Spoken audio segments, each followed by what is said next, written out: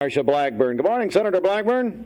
Good morning. It's so good to be with you. Thank you. Well, thanks for calling us. Sunny and 60 here. How is it in the nation's capital this morning? Oh, it is sunshine, but a little bit cooler.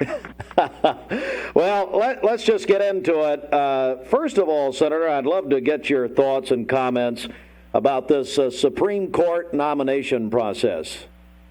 Yes, and being a member of the Judiciary Committee, this is a process that we will work through. And as soon as the White House has a nominee, then we will push forward with the appropriate due diligence and vetting, those of us that are on Judiciary Committee. And the way I go about that is to look at their opinions and their writings and listen to their speeches and look at the rulings that they have given. Because Tennesseans tell me repeatedly they do not want activist judges. They want judges who are going to abide by the rule of law, who believe in the Constitution and abide by the Constitution. So those are things that we will be paying attention to. We will get to visit individually and personally with the nominee. We will then put our efforts into a committee hearing. Following that, we'll submit questions and for response. Then the nominee will have a committee vote in the Senate or in the Commerce Committee, and then following that, they would go to the floor for a vote. But before that vote takes place, they will visit personally, in person, with any member of the Senate who desires to visit with them and have a time to question them. Senator, when will this begin? Has there been any thoughts on that or talk from the White House when we expect the nominee to be named?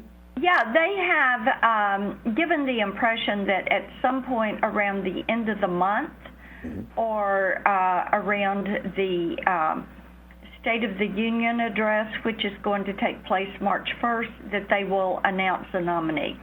We're joined by Senator Marsha Blackburn of the Volunteer State. Let's go to another topic here. And, of course, a lot of people are watching the Winter Games, the Winter Olympics in Beijing. What do you make of this, Senator? Of course, I thought our athletes ought not to go. And a year ago, Senator Tom Cotton and I started calling for having games in the U.S. so that these athletes, many of them have trained all their lives, and you want them to be able to compete, but you do not want them to be in harm's way. And of course, the reports that are coming out from Beijing show that our athletes are not getting enough food. They do not have adequate sleeping and housing that is there for them. Very concerned about the exposure, what they may be exposed to while they're there. We still have not had the Chinese Communist Party step forward and take responsibility for COVID-19. We also are concerned that our athletes could not use their own electronic devices, but are having to use burner phones, but they also have to download apps on those burner phones that have been approved by the Chinese Communist Party. And we know those are surveillance and tracking mechanisms. So quite concerned about this. And also, you have to bear in mind, Steve, that the Chinese Communist Party said during the Olympics they were going to conduct extreme censorship. And if you're going to cover something, report something, blog something, broadcast something, it has to have the stamp of approval of the Chinese Communist Party. Senator, what do you make of the IOC holding the Olympics in Beijing?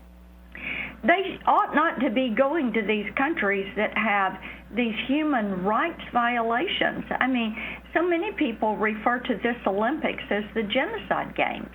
because you look at what is being carried out against the Uyghurs. It's a genocide. There's forced sterilization of women. Women are being turned into sex slaves. They're forced to have the children of Chinese men. Their children, Uyghur children, are put into re-education schools, and they're rewriting Chinese history and then trying to re-educate these children. Basically, they're trying to erase the Uyghur Muslims from China. And this genocide they're carrying out with these encampments, slave labor, surveillance, we know that is taking place. And we have to bear in mind, too, Steve, that after the Beijing Games in 2008, there was an enormous uptick in human rights violations. Much of this was carried out against Tibet and the Tibetans as they tried to erase the Tibetan ethnicity in China. We're joined by United States Senator Marsha Blackburn of Tennessee. And final question, and the world is watching, Senator, the Russia-Ukraine situation, what Vladimir Putin is possibly going to do. We know he had a meeting with President Macron of France a couple of days ago. What's the very latest on this Russia-Ukraine situation? We are quite concerned about it, and back in November, I wrote to President Biden and said now is the time for economic sanctions against Putin, against the oligarchs, against the country. Back in November was the time to begin sales of arms to the Ukrainian army so they could protect themselves. Also, I had recommended a coordinated diplomatic message that would send that message to Putin that we were not going to stand still and allow them to invade one of our allies. It would not be tolerated. So, you know, what Biden is trying to do is get to the dance. He's a little bit late. We know that Putin is trying to put the band back together. Reuniting the old Soviet Union is his goal.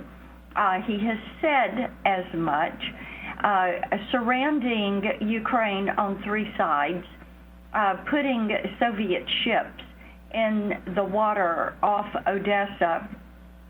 These are all things that Putin is doing to try to intimidate Ukraine. We're very concerned about the Russian troops marching into Ukraine and then moving on to Kiev and taking that, and concerned about what that would mean to the Ukraine people moving forward. And also, you know, we're concerned about what it does to our allies, to those that are there in the EU, what it does to energy, what it does, how it affects the EU and Germany when it comes to energy and their economy. And when you look at what is happening there, and you can't separate this from what happened in Afghanistan and the way Russia and China moved into Afghanistan as Biden really bungled that. And then likewise, you have to look at how China is looking at Putin and the aggression that he is carrying out on Ukraine. So we don't need China to speed up their track. Their goal is to be globally dominant by the time we get to 2050. And we don't need them to push forward and get on a racetrack trying to become globally dominant. The way they're bullying Taiwan right now shows you some of their aggression, the way they are the bully over in the Pacific Rim and with the ASEAN nations.